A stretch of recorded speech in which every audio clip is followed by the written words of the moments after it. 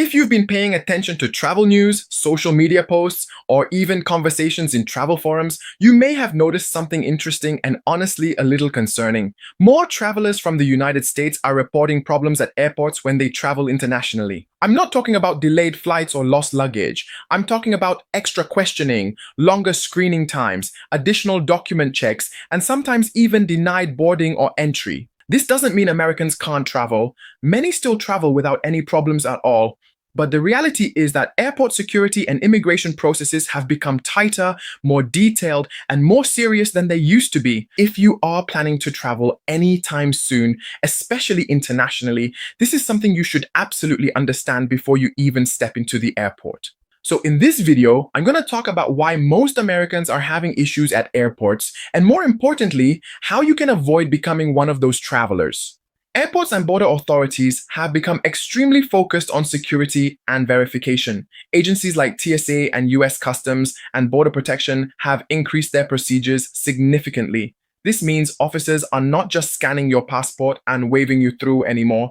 They're checking travel history, verifying documents, and sometimes even asking more detailed questions about your trip. The truth is that international travel has changed a lot.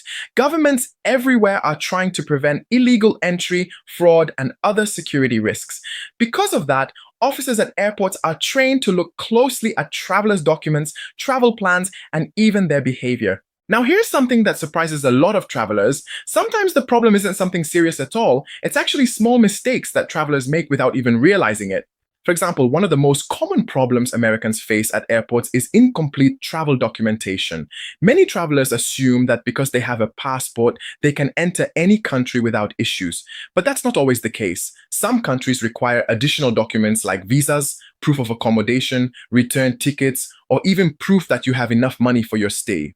Imagine arriving at the airport excited about your trip, only to find out that the country you're visiting requires a visa that you didn't apply for.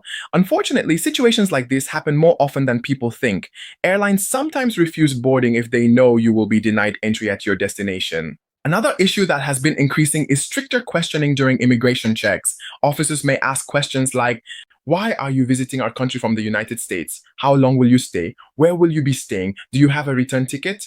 These questions are completely normal, but some travelers panic when they are asked these questions. They hesitate, give unclear answers, or even contradict themselves without realizing it.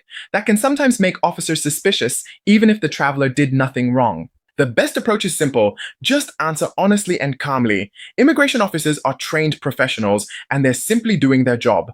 Another reason American travelers sometimes face delays at airports is something called travel pattern analysis.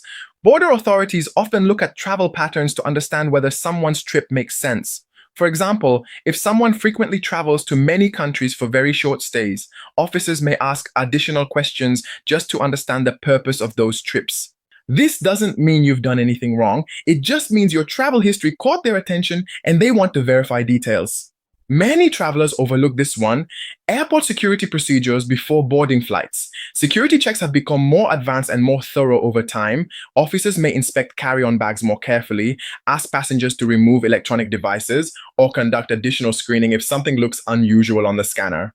Sometimes travelers get frustrated during this process, especially when lines are long or when they feel they are being singled out. But here's an important thing to remember. Arguing with security officers can never help the situation. Staying calm, cooperating, and following instructions usually makes the process faster and smoother. I'm Shedi Ed, a travel ambassador and entrepreneur. I'm a best-selling author of travel guides published and distributed through our global book publishing and distribution network. Over the years, I've explored all 50 US states and more than 40 countries around the world. And those experiences are exactly what shape the work we do today. I'm the founder and CEO of WorldTourGuide, a travel media agency dedicated to helping you travel smarter and better. We create educational travel content and articles, partner with travel companies to bring you the best travel deals, and publish premium travel guides, which we print and ship to readers across the United States, the United Kingdom, Canada, Australia, Europe, and beyond. All of our travel guides are available through our global bookstore on our website. And when you visit our website, you'll get more value. You'll download our free travelers template directly from any of the articles on our blog. So don't leave without liking this video and subscribing to this channel. Remember to follow our social media platforms because you can never imagine the travel and tourism value packed for you across our travel media outlets. Another issue that has caused problems for some travelers is carrying restricted items in their luggage. You'd be surprised how many people accidentally pack items that are not allowed in carry-on bags.